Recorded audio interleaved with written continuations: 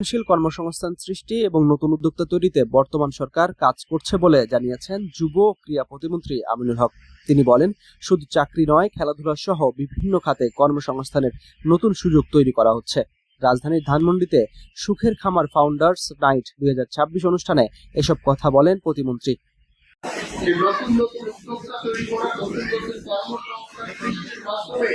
আমরা আমাদের প্রত্যেকটি ঘরে যারা বেকার হয়েছে তাদেরকে স্বাবলম্বী করা এবং তাদের পরিবারকে স্বাবলম্বী করা। এবং ইতিমধ্যে আমরা জানি যে আমাদের বর্তমান সরকারের 1 কোটি কর্মসংস্থানের ইতিমধ্যে কর্মপরিকল্পনা আমরা হাতে নিয়েছি। সেই পরিকল্পনা মাফিক আমরা কিন্তু আমাদের যার মন্ত্রণালয়ের যারা দায়িত্বপ্রাপ্ত আমরা মুখ্যমন্ত্রী রয়েছে, আমাদের মাননীয় প্রধানমন্ত্রী নির্দেশন অনুযায়ী আমরা কিছুদিন পর পরই সপ্তাহে কিন্তু আমাদের মাননীয় প্রধানমন্ত্রী আমাদের কাছে খোঁজখবর নিচ্ছেন যে আমাদের প্রত্যেকটি সেক্টরের কার্যক্রম কিভাবে চলছে এবং আমরা আমাদের শিক্ষিত বেকার যুবক যারা রয়েছে তাদের কর্মসংস্থানের জন্য কি কি করছি। যেমন ধরেন আমরা অনেক কিছু ট্রেনিং নেই, কিন্তু আমাদের সার্টিফিকেশনের সমস্যা রয়েছে। সার্টিফিকেশনের কারণে দেখা যায় অনেক সময় দেশি বিদেশে তার কর্মসংস্থান নিশ্চিত হয় না। আমাদের যেমন দেশীয়ভাবে এনএসডি আছে, তারা সার্টিফিকেশন করে, কিন্তু সেই সার্টিফিকেশনটা যাতে বহির্বিশ্বে গুরুত্বপূর্ণ হয় সেটি নিয়ে আমরা কাজ শুরু করেছি। এবং আমরা আশা করি যে আমাদের যুব ক্রীড়া মন্ত্রণালয় আপনাদের সুখের খাবারের যে কার্যক্রম আমরা আপনাদের সাথে আপনারা আমাদের সাথে থেকে আমরা কিভাবে আমাদের এই সুখের খাবারের যে নতুন যে প্রজেক্টগুলো রয়েছে সেগুলো যাতে তৃণমূল পর্যায়ে যাতে মানুষের কাছে যাতে পৌঁছে দিতে পারে, আমার মন্ত্রণালয়ের পক্ষ থেকে সার্বিকভাবে আপনাদের প্রতি সহযোগিতা থাকবে ইনশাআল্লাহ। পাশাপাশি আমরা আশা করি এই দেশ আমাদের সবার।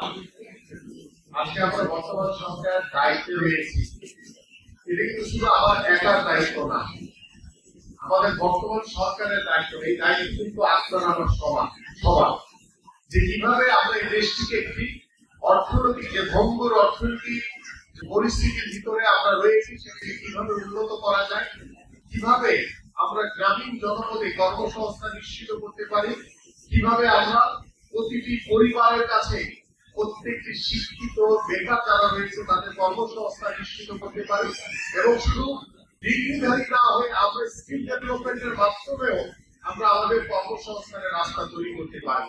সেটা যদি ছোট ছোট ক্ষুদ্র আকারে হয়, আমি মনে করি সেক্ষেত্রে আমার মন্ত্রণালয় থেকে অনেক ক্ষেত্রে সেই ঋণের সুবিধা রয়েছে। আমাদের ক্রিয়েটিভ অর্থনীতির জন্য আমাদের একটি হিউজ একটি বাজেট রাখা রয়েছে এবং সেই বাজেটগুলোকে আমাদের দায়িত্ব হচ্ছে সঠিকভাবে ইউটিলাইজ করা এবং সেই সঠিক ইউটিলাইজের মাধ্যমে আমরা যাতে আমাদের কর্মসংস্থানকে নিশ্চিত করতে পারি, আমাদের নতুন নতুন উদ্যোক্তা তৈরি করতে পারি, এই প্রত্যাশা আমি করছি। পাশাপাশি আপনাদের সবার কাছ থেকে সহযোগিতা চাই যে আসলে আমরা সবাই মিলে একটি সমৃদ্ধশালী একটি মানবিক বাংলাদেশ গড়ে তুলতে পারি। এবং আজকে আপনারা যারা এখানে বসে আছেন, যারা আজকের এই সুখের খাবার ফাউন্ডার্স নাইট উপভোগ করার জন্য এখানে বসে আছেন এবং আমাদের উদ্যোক্তাদের যে কথাগুলো শুনেছেন, আপনারা নিজেরাই এর সাথে জড়িত রয়েছে, আমি আশা করি আপনাদের মাধ্যমে আমাদের এই দেশ অনেক বেশি উপকৃত হবে এবং সত্যিকার অর্থে আপনারা দেশের মানুষের জন্য কাজ করবেন।